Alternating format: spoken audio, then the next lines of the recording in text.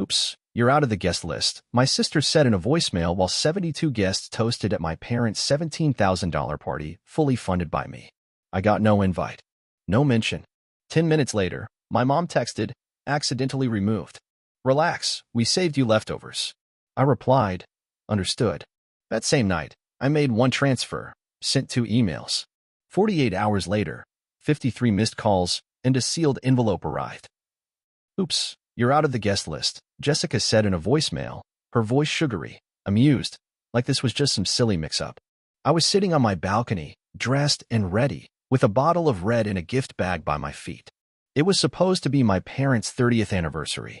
I paid for the whole thing, $17,000, wired straight from my account to the planner, the caterer, the venue, even the stupid custom cake shaped like the cabin where they got engaged.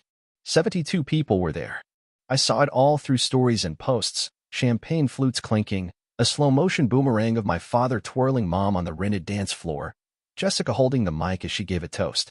To love, to resilience, to real family. 10 minutes after that voicemail, my phone buzzed again. It was Mom. Just a text. Nothing more. Accidentally removed. Relax, we saved you leftovers. I stared at it. No sorry. No explanation. Just a sentence. Like they forgot I existed. Like I was some mistake that got corrected too late. I didn't reply right away. I sat there while my wine warmed in the bag. I imagined the room I wasn't in. My father laughing. My mother doing that performative nod she gives when she wants people to know she approves.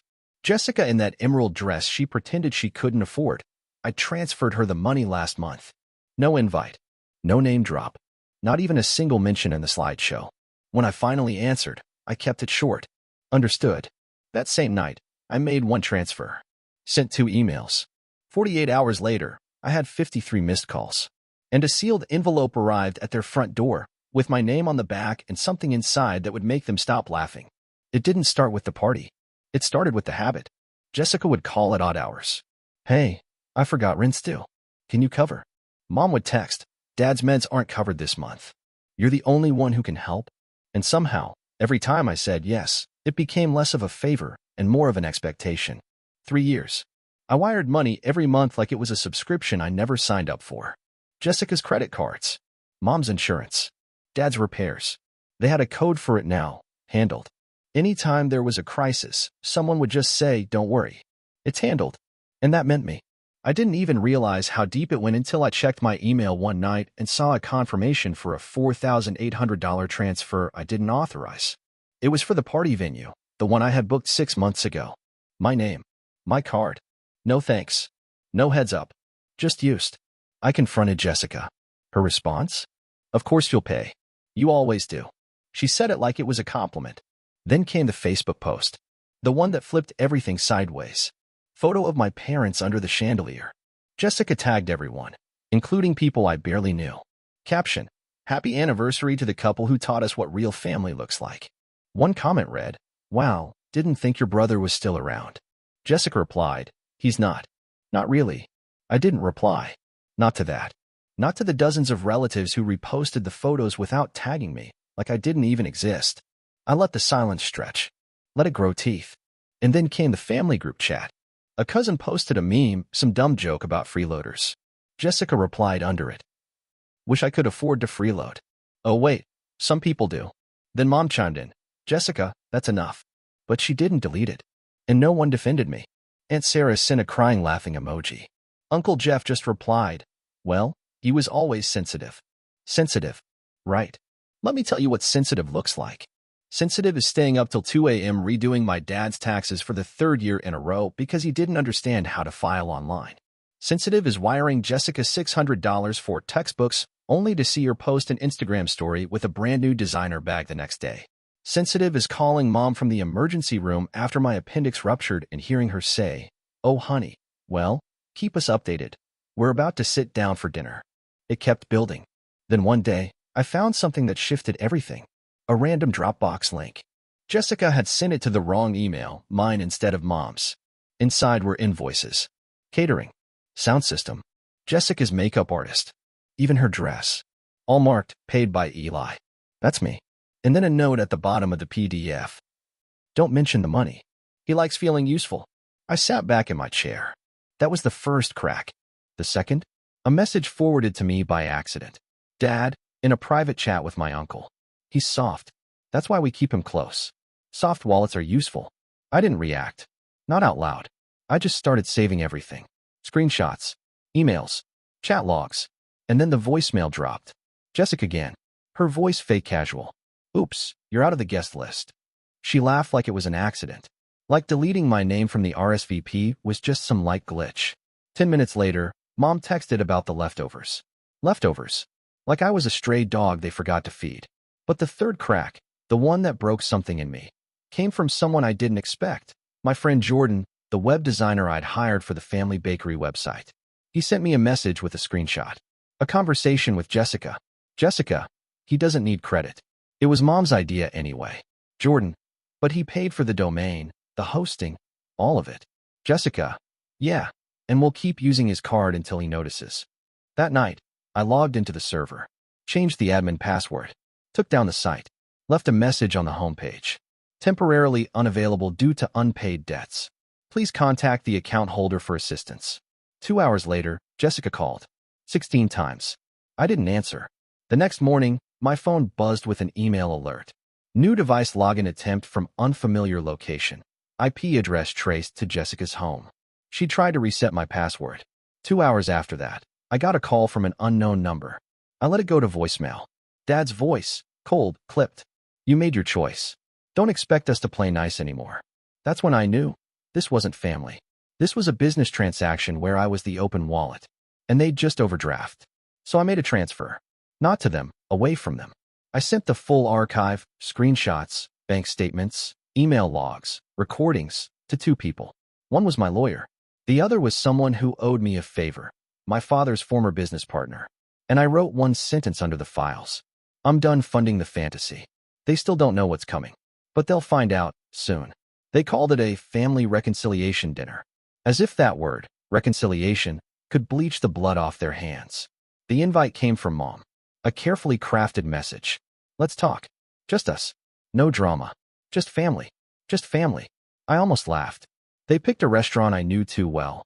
Somewhere neutral, with soft lights and no sharp edges. The kind of place that didn't ask questions when someone started crying during dessert. I walked in exactly on time. Jessica, Mom, Dad, all seated. Napkins folded, menus untouched. Like they'd rehearsed. Jessica wore white. Symbolism, I guess. Dad looked like he'd been dragged there. His jaw clenched, shirt too crisp for someone who never ironed. Mom tried to smile. That brittle, hostage smile she used when things were about to go bad, and she was pretending they weren't. I sat. Didn't greet anyone. Jessica started first, of course. Her voice sweet.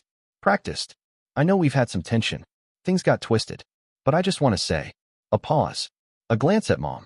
I forgive you. I blinked. Forgive me. Then Dad leaned forward, voice low and gritted. Let's stop this nonsense. We're not perfect, okay? But you made this ugly. You didn't have to burn everything down. Mom reached out, touched my wrist. We're your family. We make mistakes. But that doesn't mean you destroy people. I sat in silence. Then pulled out my tablet. I brought something. Jessica flinched like I'd pulled a knife. I tapped the screen and mirrored it to the little TV above the bar. I had called ahead. The waiter looked confused, then curious. Everyone in the restaurant could see it now. I didn't care. Slide 1, screenshots. From Jessica's email to the event planner. He doesn't need to be invited. He'll pay regardless. From Dad's message to Uncle. As long as the boy pays, I'll let him think he matters. From Mom's DM to Jessica. Just delete his name from the RSVP. We'll say it was a glitch. Gasps from the table next to us. They kept watching. Slide 2, audio files. I played one. A voice memo Jessica sent to her friend, the one she thought I'd never hear. Her voice, clear as glass. He's obsessed with being needed. All I have to do is cry and say, but you're the only one who can help. And he opens his wallet. Laughter in the background. Jessica's face turned chalk white. Slide 3, bank statements. 10 months of transfers. All from me. To her. To Mom. To Dad. No refunds. No thanks. Just the word handled next to each one. Then I dropped the final piece. This is Jeremy, I said, as a tall man stepped out from the corner. Jessica's ex. She froze. He walked to the table. Calm. Professional. Holding a folder. He opened it and said one sentence. Jessica, I told you if you ever did this to anyone else, I'd speak. He laid down documents. Messages she faked during their breakup. The evidence she fabricated to frame him for harassment. A transcript from her laptop. A document literally titled Plan B, How to Ruin Him. He turned to my parents. She's been doing this for years. You enabled it. You ignored it. And now, you've used your son the same way. Silence fell. A heavy, suffocating silence.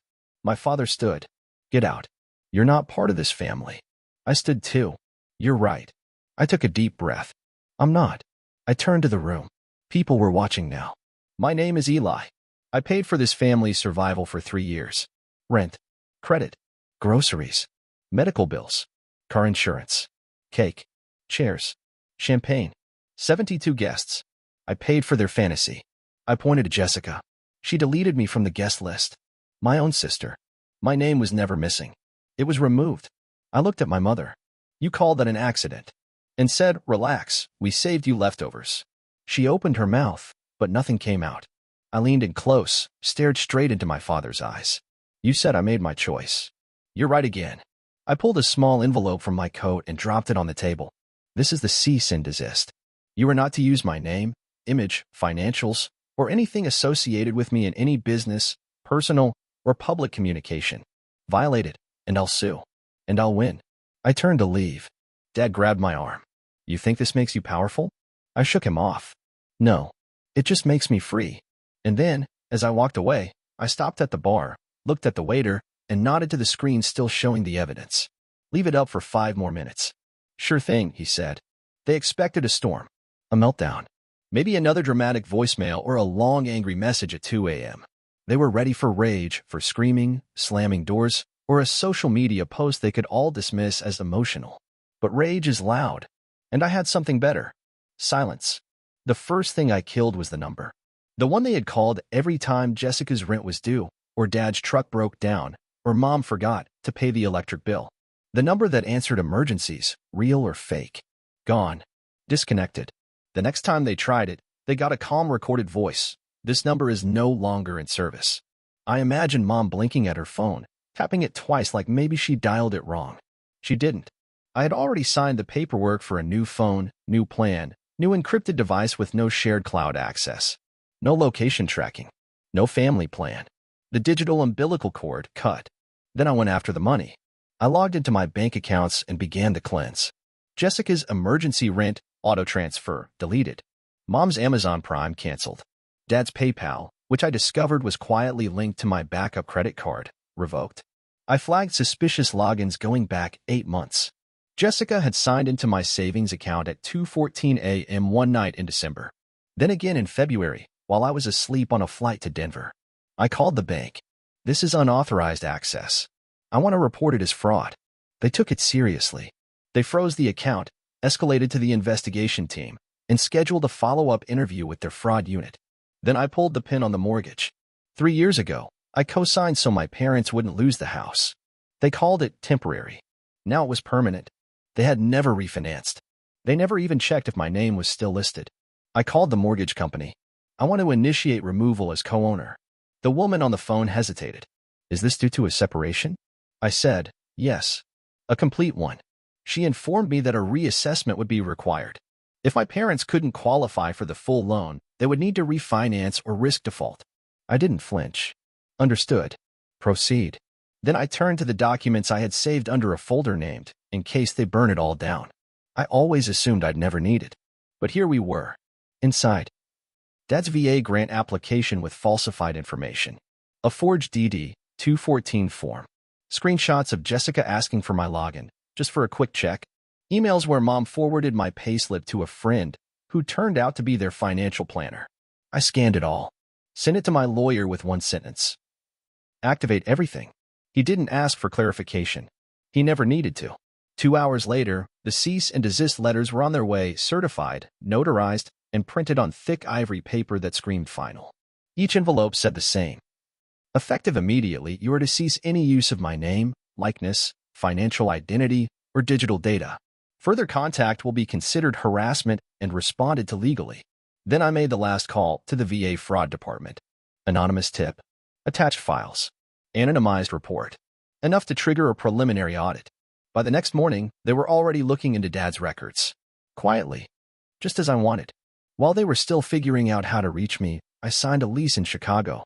The loft wasn't big, but it was clean, sunlit, and 5 states away from their dysfunction. I wired the deposit, booked the movers, confirmed remote work with my company. Then I did something I never thought I'd do. I shut down the bakery site. Yes, the same one I paid for.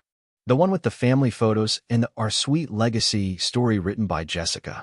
I logged in, changed the password, replaced the homepage with one line of text. This domain is no longer available. That was it. No rant, no revenge post. Just silence, strategic, surgical silence. 3 days later, Jessica tried reaching me through an old friend. She texted him.